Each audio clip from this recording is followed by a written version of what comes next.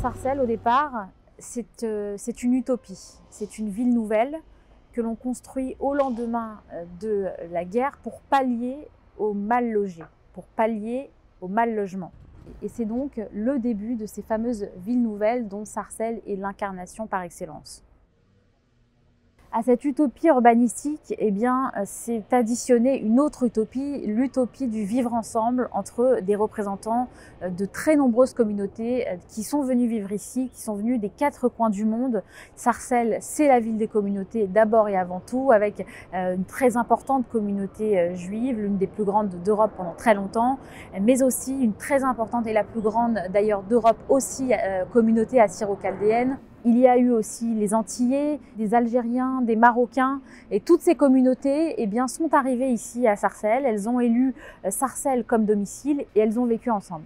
Il y a eu par la force des choses eh bien, une entraide qui s'est développée entre les habitants, ces habitants qui venaient des 4 coins du monde et qui se sont retrouvés à vivre ensemble à Sarcelles dans les mêmes immeubles, à partager les mêmes cages d'escalier et à se retrouver aussi sur les bancs d'école. Et donc il y a eu une forme de coexistence pacifique. Cela va eh bien, du simple fait de porter un plat à sa voisine musulmane lorsqu'on est une femme orthodoxe, ou à l'inverse de se prêter des câbles de voiture lorsqu'on est une famille antillaise. Et donc Sarcelles est devenu un emblème, c'est devenu une métaphore de cette France dont on rêvait, c'est-à-dire de cette coexistence pacifique entre les communautés qui vivaient ensemble, qui chacune gardait leurs propres coutumes, qui chacune gardait leurs propres habitudes du pays dont elles venaient, mais qui malgré tout réussissaient à converser avec eh bien, les autres communautés, qui réussissaient à créer du commun en dépassant ces identités particulières et sans les renier.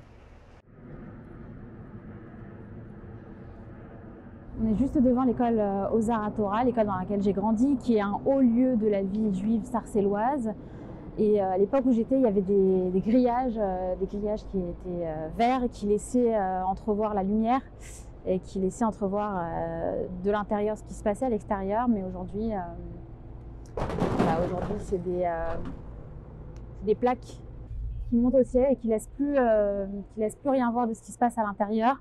Et la question que je me pose dans ce livre, c'est de savoir si dans ces écoles qui à la fois permettent d'avoir une vie peut-être plus douce qu'ailleurs, de donner une éducation tendre avec une grande solidarité, si ces écoles-là, malgré tout, ne forment pas les esprits à une forme d'enfermement, et si aujourd'hui ces grands murs qui montent au ciel, s'ils n'étaient pas déjà dans nos esprits à l'époque. En tout cas, la question se pose